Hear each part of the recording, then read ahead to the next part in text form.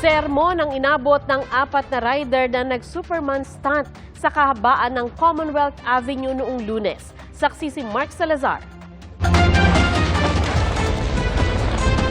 Ganito sila nung Lunes ng gabi sa Commonwealth Avenue, Quezon City. Akala mo mga Superman na hindi takot masaktan. Na tila wala ring takot sa pananagutan, kaya basta-basta gumagawa ng stunts na takaw disgrasya. Eto na sila kanina, habang pinapanagot ng LTO at sinesermonan. Huwag mo kong ginulong. Magkakarera kayo eh. Magkakarera kayo kaya kayo lumabas. Ito'y nagmumotor din ako. Lahat ng pinagdaanan yung pinagdaanan ko. Pareho palang 16 anyos lang ang dalawang nag-Superman stunt sa video. May dalawa pa silang kasama sa umano'y drag race, pero hindi na nakuna ng video. Kasama ang mga magulang nilang pinaharap sa LTO kanina. Pinagalitan ko. Sinabihan ko lang, sabi ko pag next time, ganyan mga huwag kayo makikisali sa mga tropa-tropa kasi mahirap.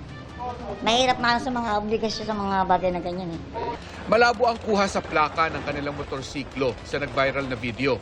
Pero may kakayahan sa digital forensics ang QCPD Traffic Enforcement Unit. Kung nakita namin yung viral video and nakita namin na yung isa is may plate number. So pina-enhance namin doon sa mga IT natin from QCPD and we came up with yung plate number and immediately po in-verify namin with LTO and yun, nakita na natin yung records. Na-impound ang isang motorsiklong ginamit habang ang isa naman ibinenta umano agad sa nangangalakal na mag-viral ang kanilang stunt. Nasaan yung motor? Sino nagbenta?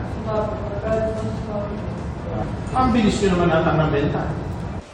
Reckless driving, no helmet, wrong footwear at improper person to operate a motor vehicle ang mga ititiket sana sa kanila. Kaso sa kanilang 4, isa lang naman ang may lisensya na pwedeng patawan. Inuutusan kita na isurrender mo sa akin ang lisensya mo ng Lunes ng alas 9 ng umaga sa tanggapan ng Intelligence and Investigation Division. Asan po yung nanay? I-surrender mo ninyo sa akin ang lisensya. Okay?